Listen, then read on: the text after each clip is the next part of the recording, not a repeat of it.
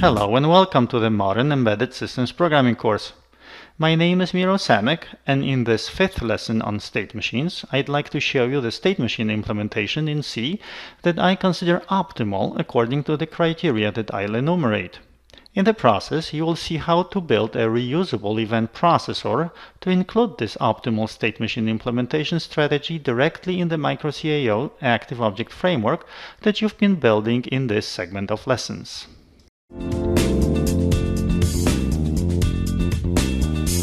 To allow you for a direct comparison with the other state machine implementations presented so far, today you will keep working with the same Timebomb example you used before.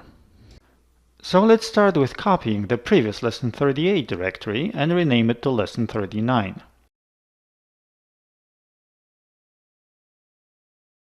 Get inside the new Lesson 39 directory and double-click on the project lesson to open it in the Microvision IDE. To remind you quickly what happened so far, in the previous couple of lessons you've learned a few state machine implementation strategies in C, such as the nested switch statement and the state table technique.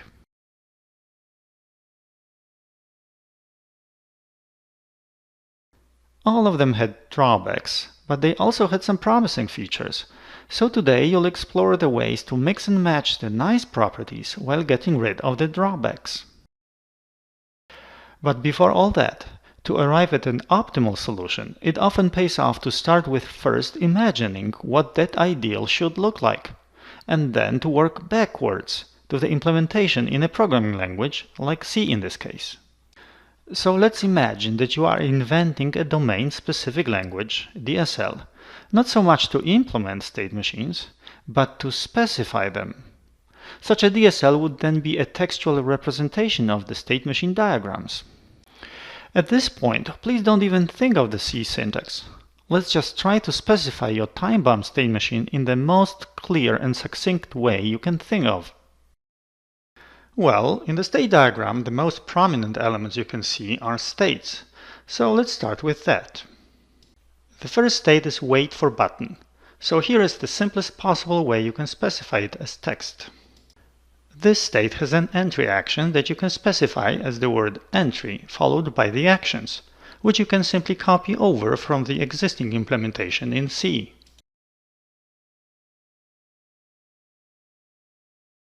The state has also an exit action that you can specify in the similar way.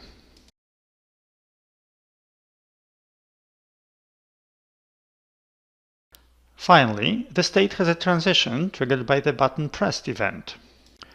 You can specify this by typing the name of the triggering event followed by the actions in C.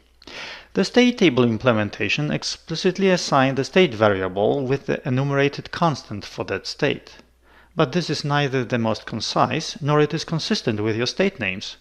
So let's specify the transition with the word tran followed by the target state in parentheses, exactly as it is in your diagram. Next is the blink state, which you specify the same way. You just follow your simple patterns for specifying the entry action,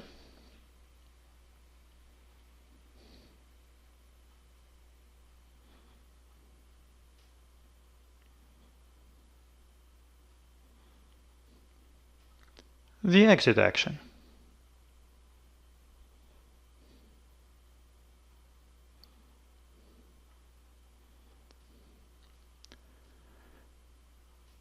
and the timeout transition to pause.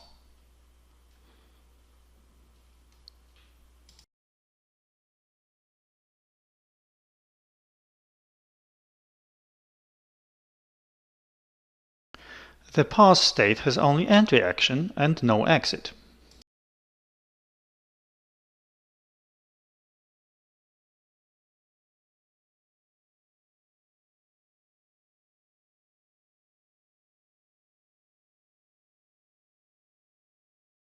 But the timeout trigger leads to a choice point with guard conditions, which you can copy over from the previous C code.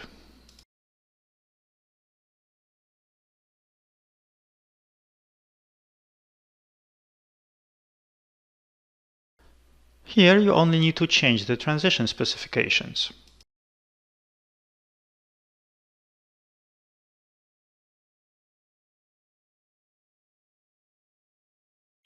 The last state is boom, which has only entry action, where it simulates an explosion.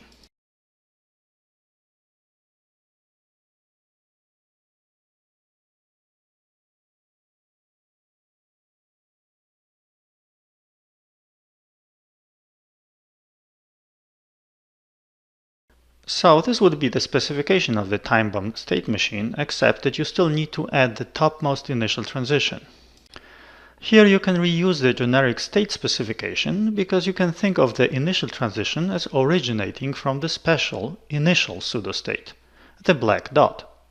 This black dot pseudostate has only one transition, which is not triggered by any event and which goes to state wait for button in case of your time-bomb state machine. So here it is, a domain-specific language, DSL, for state machines that you've just invented. Such DSLs actually exist, and most of them are similar to your invention. For instance, there is a special tool called the State Machine Compiler, SMC, which provides an easy-to-understand language for state machines. SMC then can translate that DSL into several programming languages, including C and C++. So for a direct comparison, here is the same time-bomb state machine specified with the SMC DSL. As you can see, the general structure is remarkably similar, with the states playing the central role and other internal elements like entry-exit actions, transitions and guards very similar to your DSL. The biggest differences are in the specification of actions, because SMC does not allow you to use C directly. I will get back to the SMC example later in this lesson, because right now I have a bigger fish to fry. The idea is exactly not to use a special compiler like SMC, but rather to add a minimal amount of syntax directly to your DSL to turn it into a legal C program. So let's see what you can do. Well, the state specifications could be turned into C functions. This should make sense, because the main job of a state is to respond to events by executing action code. And executing code is exactly what functions are for. The syntax of your DSL is already pretty close to a C function. The missing piece in the signature is the list of parameters. But here, when you look at the actions, you can see that they need to access the me pointer, and also you need the current event signal to determine what event you are getting. Therefore, the state handler functions need the same parameters as the action handlers from the previous state table implementation.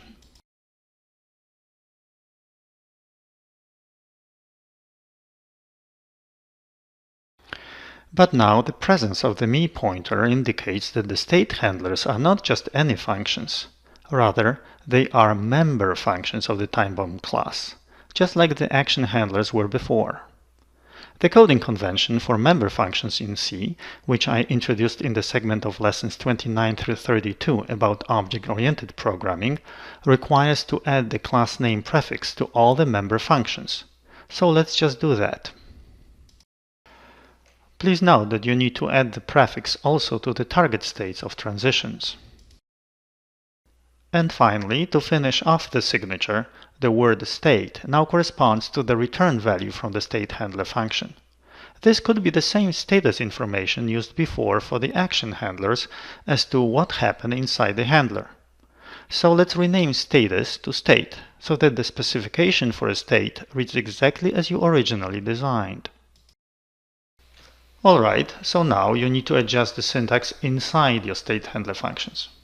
For this, you can reuse the design from the nested switch statement technique you've learned back in lesson 36. Specifically, each of your state handler functions now corresponds to a case statement at the first level of the nested switch.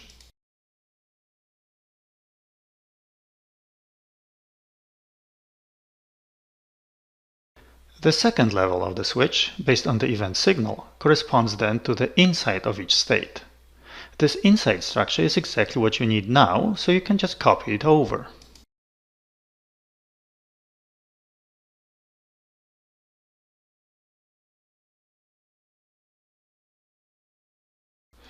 As far as the entry and exit actions are concerned, the nested switch technique didn't support them. But they can be handled similarly as you already did in the state table technique, by means of the special reserved event signals, entry sig and exit sig, that are already defined in your microcao header file. Putting this all together, this is how the internal implementation of a state handler function could look like.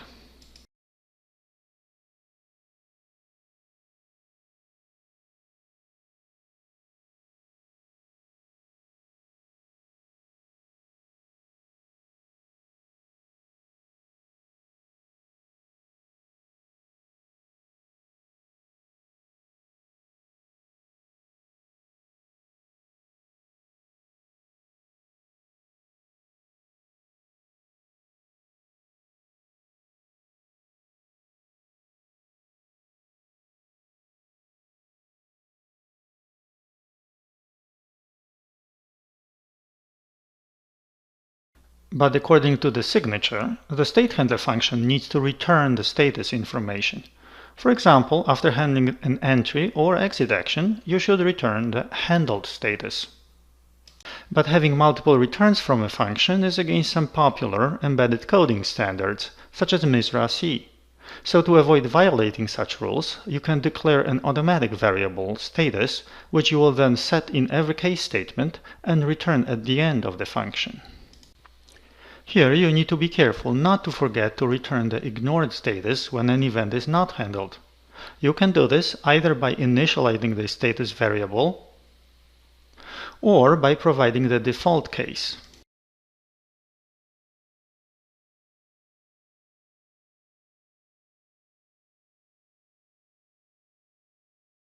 I prefer to leave status uninitialized and provide a default case, because then the compiler could issue a warning if I forget to set the status variable in some cases. This particular compiler will do this when you provide the -w conditional uninitialized and -w sometimes uninitialized options. Which leads to the case where you don't yet set the status. That is, when a state transition is taken. Here, the trend facility is perhaps the most interesting aspect of the design. It is closely related to the internal representation of the state variable because transition means changing the state variable. Previously, in all your state machine implementations, the state variable was an enumeration of states. But today it must be directly related to the state handler functions because they are provided as the parameter to the trend facility. Well, this is a classic use case for a pointer to function, which can point at different times to all the different state handler functions comprising your state machine.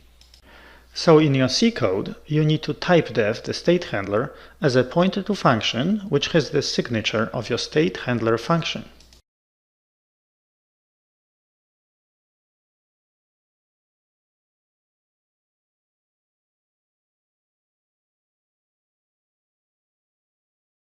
Now you need to move the state enumeration before the state handler typedef.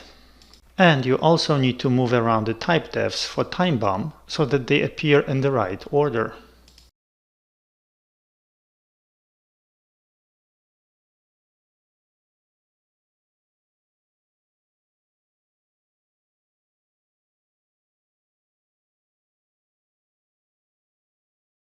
So finally, you can define the trend facility as a macro with the parameter target, which it would then simply assign to the state variable.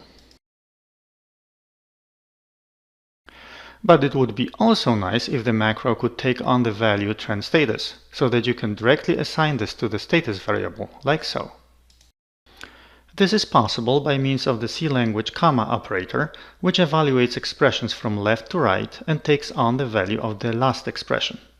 So the following will assign the parameter target to me state, and it will also take on the value trend status, which is exactly what you want. This completes the transformation of the wait for button state specification to a state handler function in C. So let me quickly apply the same syntax changes to all other states in your state machine.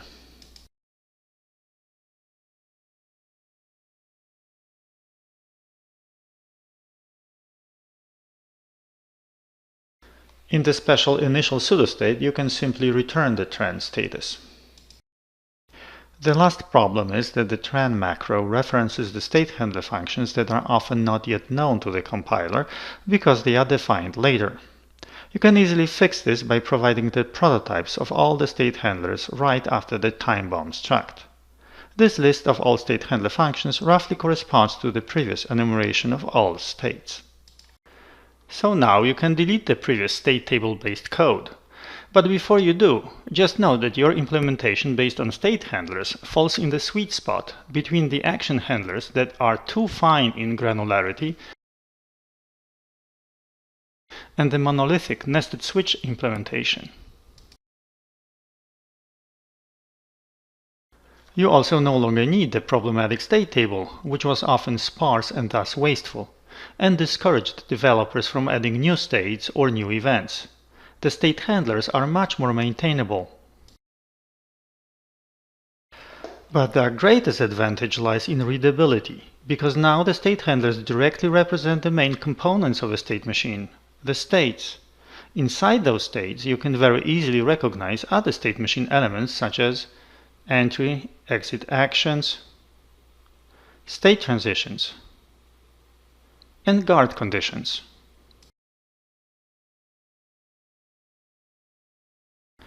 In fact, I really hope that you view the state handlers as a domain-specific language that works directly at the high level of abstraction of state machine elements, not the low-level C instructions. Alright, but you are not quite done yet, because you still need to adjust the dispatch operation from the previous lesson to work with state handlers, rather than the state table. First, change the type status to state, consistently with your new definition. Next, change the type of pref state to state handler pointer to function. In the assertion, change the check of the state variable to make sure that it is not 0, meaning that it is initialized. Now, in the call to the state handler, you just remove the indirection layer of the state table and all the indexing. Your state pointer to function variable offers a faster, immediate access to the current state handler.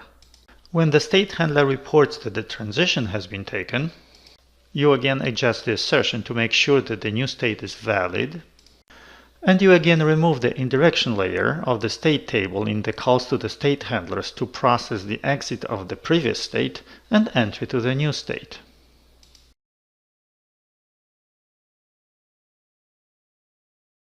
Here you cannot pass null pointers for events, because your state handlers always dereference the event pointer parameter. But instead you can use the immutable static and const events with the reserved entry sig and exit sig signals. So you pass the exit event to the previous state handler and the entry event to the new state handler. Finally, you need to change the handling of the initial transition, because your initial state handler does not return the init status anymore. Instead, for now, you just check if the event passed to the dispatch operation has the reserved init signal, and if so, you skip the exit from the previous state. The state machine initialization aspect will be redesigned in the next step, but for now you just want something that works. The last thing that you need to change is the initialization of the state variable in the constructor. Here you set it to the initial pseudostate handler. Now you can rebuild the project and what do you know? The compiler reports no errors and no warnings. By the way, let's check if the compiler notices an uninitialized case of the status variable. Well, it actually does. I'm sure you are curious how it works on your Tiva-C Launchpad, so let's load it and test. Reset. Green light. Button press. 5, 4, 3, 2, 1. Boom! It works! Alright, this is very encouraging, but you can still do much better than this. Because, as it turns out, the dispatch operation for your new state handler implementation is completely generic. There is really nothing specific to the time-bound state machine there, and the exact same implementation would work for any other state machine, like for example Blinky, or something much more interesting. So there is an opportunity here to improve the design and include a generic state machine management right into your micro CAO framework. Specifically, the current design is that your micro-CAO active object framework provides the active base class, which you then inherit in your application level classes like your Timebomb or Blinky or other such classes. So now you can exploit this inheritance to consolidate the common elements, like the state machine management shown in blue, in the active base class, to be inherited rather than repeated. This is exactly what inheritance is for. By the way, if you missed my lessons about object-oriented programming in C, inheritance is discussed in lesson 30. But you can go even smarter about it. You can create even more useful class hierarchy by adding the FSM for finite state machine base class, which then will be inherited by active and also indirectly by Timebomb and Blinky. The advantage of separating FSM from active is that FSM can be then useful by itself for passive state machines that are not necessarily active objects. Such FSMs could be then useful, for example, inside interrupt service routines. Okay, this sounds like a plan, so let's try to code it. So the first set of changes will be in the micro-cao.h header file, where you need to declare the FSM class based on the Timebomb class. By the way, this type of code modification, where you want to improve the design but without really changing the behavior, is called refactoring. The tran macro will require some changes, but let's leave it for later when the context will become clearer.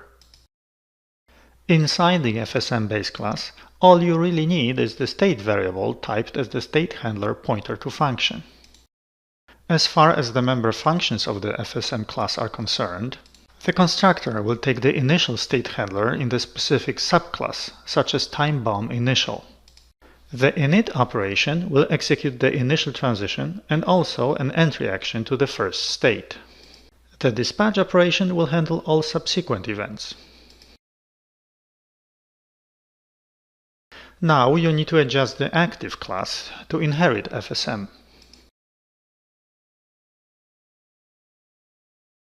Here you no longer need to remember the dispatch operation, because this will be handled by the FSM dispatch. Instead, you need to adjust the signature of the active constructor to take the initial pseudostate, just like the FSM constructor. Okay, so let's copy the FSM class declaration and open the micro-cao.c source file to add the implementation of this class. Get rid of the unnecessary stuff and start defining the member functions. The FSM constructor simply initializes the me state variable to the initial pseudostate. Let's skip the init operation for now and go straight to the dispatch operation, which you already implemented for the Timebomb state machine.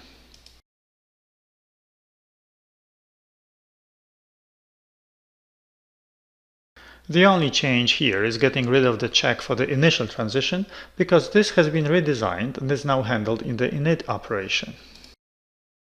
Speaking of which, the init operation is similar to dispatch, but it is simpler because after executing the initial transition, you can simply enter the new state.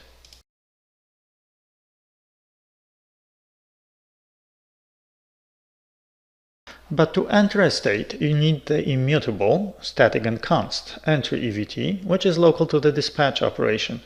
To avoid duplicating this event, you can promote the immutable event to the file scope.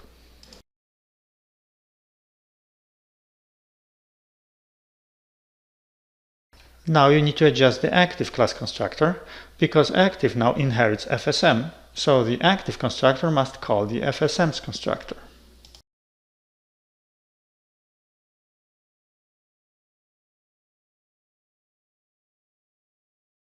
And finally, in the active start operation, you need to adjust the initialization of the state machine. Here you call the FSM init operation,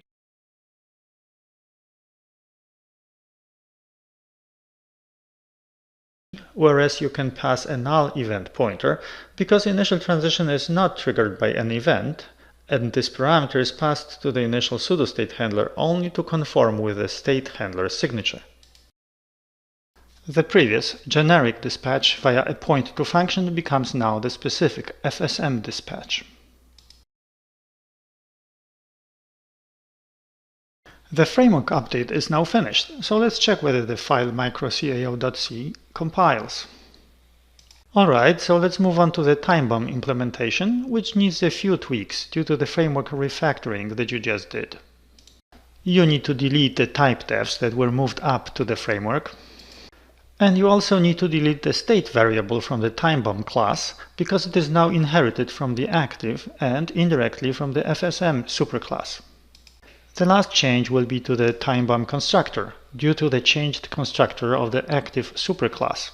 Here you need to pass on Timebomb initial state handler instead of the deleted Timebomb dispatch operation, and you don't need to initialize the state variable, because this is already done in the constructors of the superclasses.